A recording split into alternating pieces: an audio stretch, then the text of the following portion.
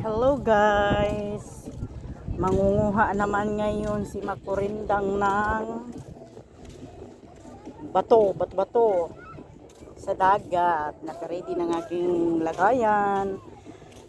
Tapos may panipit. Pag may makuhang malalim pa guys ang dagat tayo.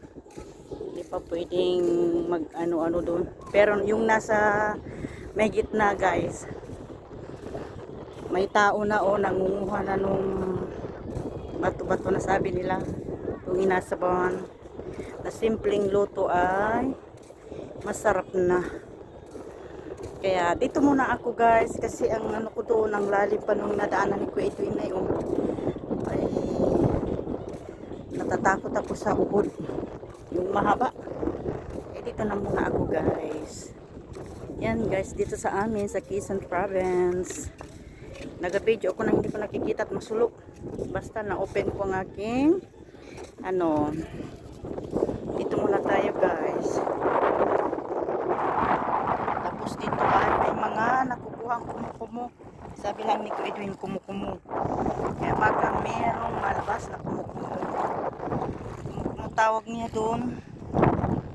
Tapos yung aking mga butingting ay naroon sa naligo na sila.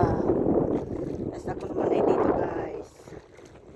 Makuha kita nito na pang-ulam. Kahit bagang isang kainan laang sa ngayon lang panghapunan na ulam ay pwede na guys.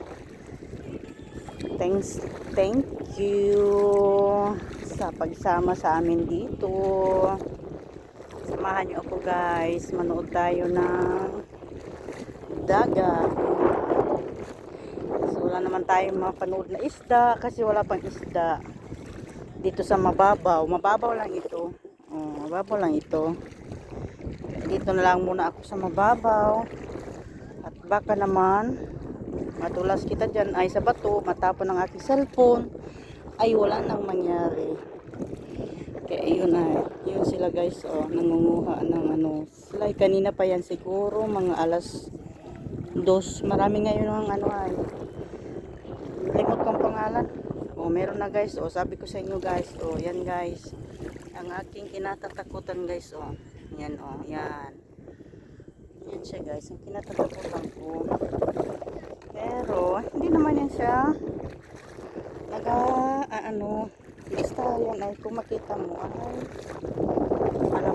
lampas ka na lamang. Ayan guys, kasi Makurinda ngayon ng kanyang